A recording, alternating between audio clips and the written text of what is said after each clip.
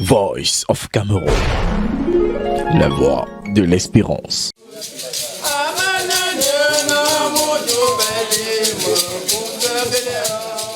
Des tambours, des chants et des témoignages pour porter en terre Maman Marceline.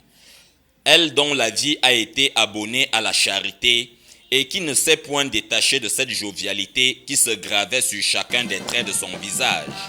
L'épouse de Papa André, lui également qui arpente depuis quelques décennies les vallées de l'ombre de la mort, abandonne une famille éplorée, des amis désenchantés et toutes ces autres personnes auprès de qui elle a cheminé sur les sentiers qui mènent au pied de la croix du Christ Sauveur, à qui son âme qui fut fructueuse et féconde a été confiée. Cette Eucharistie qui lui est consacrée, en plus d'un rituel que préconisent les prescriptions de la très sainte Église catholique en de pareilles circonstances, est davantage la clameur qui s'élève de ces lieux et qui répand l'écho des mérites accumulés par Maman Marceline sur cette terre où elle a vécu pendant 86 années. Maman était une femme très généreuse, très pieuse et vraiment elle m'a beaucoup appris. Elle m'a appris l'humilité, me rapprocher de Dieu. Il faut aimer ceux qui ne nous aiment pas. Parce qu'elle dit que c'est ça le plus difficile. Depuis sa disparition, pour te dire la vérité, elle m'a préparé pour ça. Elle m'a dit, ma fille, j'ai vu comment tu as travaillé pour moi. J'ai vu ce que tu as fait. J'ai vu... Oh, elle a dit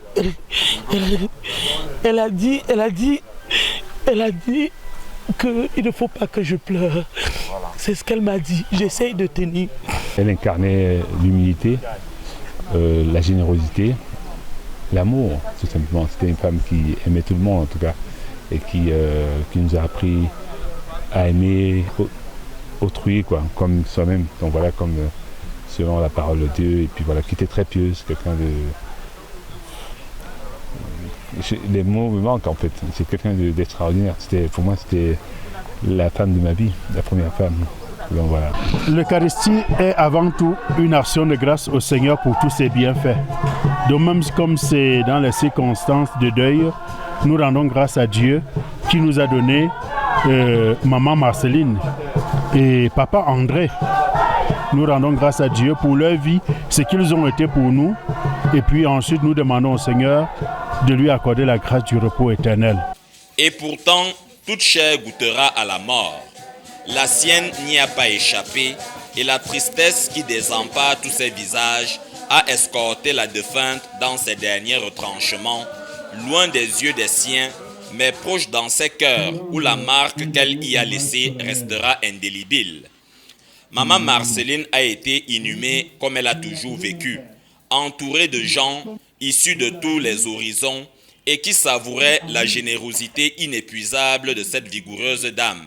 Partie trop tôt, alors que le petit monde qu'elle entraînait derrière elle avait encore besoin de son utile présence. Il y a un grand manque à moi parce que je me rappelle lors de mon dernier séjour aux États-Unis, elle m'a incité à prier la Neuve Marie qui fait le nœud. Quand je pense à ça, je me mets à pleurer, je ne peux même pas parler plus. Je revois comment on s'est assis au balcon à dire ma tante chez Marie-Adèle. On faisait notre père, on priait à deux. On allait dans sa chambre, on causait. En dernier moment, avant que ne voulait me voir tout prix de moi, question d'argent, question de chantier, tout ça. C'était tout attachante. Une maman qui avait de l'amour pour toute sa famille, pour tous les enfants. Très triste, elle laisse un grand vide. Pour ses enfants, ses petits-enfants et les arrière-petits-enfants.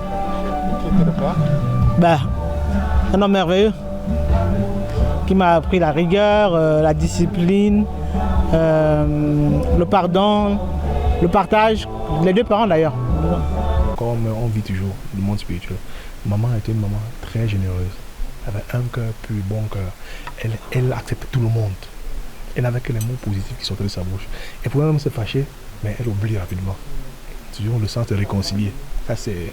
Moi je me demande comment je vais même faire pour avoir même peut-être 1% des parents dans le sens de ce cœur-là. Donc c'est l'idéal pour moi. Donc leur caractère. Je peux pas... C'est bon cœur et simple. pas d'arrogance dans ses paroles. Tu vois, elle pouvait se fâcher parfois, mais posée, respectueuse avec tout le monde, de la fourmi jusqu'à l'éléphant. Les parents étaient comme ça. C'est pour ça que même le deuil est organisé de manière très simple, la simplicité. Ils n'étaient pas le genre, ils veulent montrer jamais. Ils prennent les gens comme ils sont. Et c'était pour la rencontre des cœurs, l'amour. Et avec, malgré les faiblesses que j'ai, avec tout le monde, on s'évertue à suivre ce chemin-là. Mais même les choses les plus belles ont une fin. Le rideau, à l'image de ces gerbes de fleurs, qui entraînent dans la tombe la douleur de tout ce public, tombe avec la brutalité qui ponctue une symphonie que personne ne se lasse d'écouter. Maman Marceline, notre Dorcas des temps actuels, est à présent un astre qui irradie de ce sourire qui fut sincère et innocent, les cœurs meurtris des siens. Ceux qui restent sur terre se chargent de perpétuer la gloire qui auréole la mémoire des défunts. Et le vide que laisse le couple Sitchet, reprise, et le vide que laisse le couple Sitchet est comblé par ces décibels sortis de cette ambiance psychédélique qui restaure un brin de sérénité après la morbidité des minutes précédentes. Des cymbales, des trompettes, des contrebasses, mais aussi ces tambours de nos crues, instruments constitutifs du chant aux morts en pays bamileke.